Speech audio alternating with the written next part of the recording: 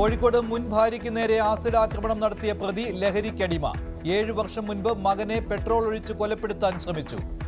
പരാതി നൽകിയിട്ടും പോലീസ് നടപടിയെടുത്തില്ലെന്ന് ആക്രമണത്തിന് ഇരയായ പ്രവിശ്യയുടെ വാണിംഗ് എന്ന് പറഞ്ഞാൽ ഒരു 4 പ്രാവശ്യം അല്ലെങ്കിൽ 3 പ്രാവശ്യമൊക്കെ അല്ലേ വാണിംഗ്. ഇത് 5-8 പ്രാവശ്യം കേസ് കൊടുത്തിട്ടും വാണിംഗ് വിട്ട് അവനെ വിടുകയാണ് അവർ ചെയ്യുന്നത്. വാൽശ്ശേരി പോലീസിലാണ് ഞങ്ങളുടെ പരാതി.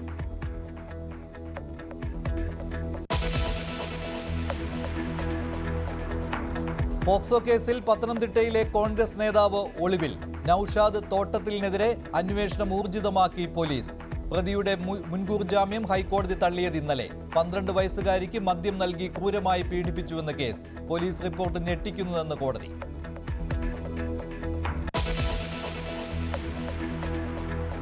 കോട്ടയത്ത് വായ്പ അടയ്ക്കാൻ വൈകിയതിന് രോഗിയായ ഗൃഹനാഥനെ വീട്ടിൽ കയറി ആക്രമിച്ചു. പനമ്പാലം സ്വദേശി സുരേഷിന്റെ ഇടത് ചെവി തകർന്നു.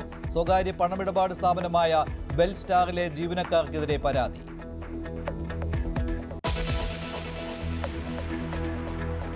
IPL താരമായി മലയാളി താരം വിഘ്നേഷ് പുത്തൂർ. സ്വപ്നതുല്യ അരങ്ങേറ്റത്തിന്റെ സന്തോഷത്തിൽ കുടുംബം. വളരെയധികം സന്തോഷമുണ്ട്. ഇന്നലെ മാച്ചിൽ ഇറങ്ങാൻ കഴിഞ്ഞ തന്നെ വളരെയധികം സന്തോഷമുണ്ട്. 3 വിക്കറ്റ് എടുത്തു. അപ്പോൾ ഇരട്ടി സന്തോഷമായി. മുഴുവൻ ഇരുന്ന് കണ്ടു.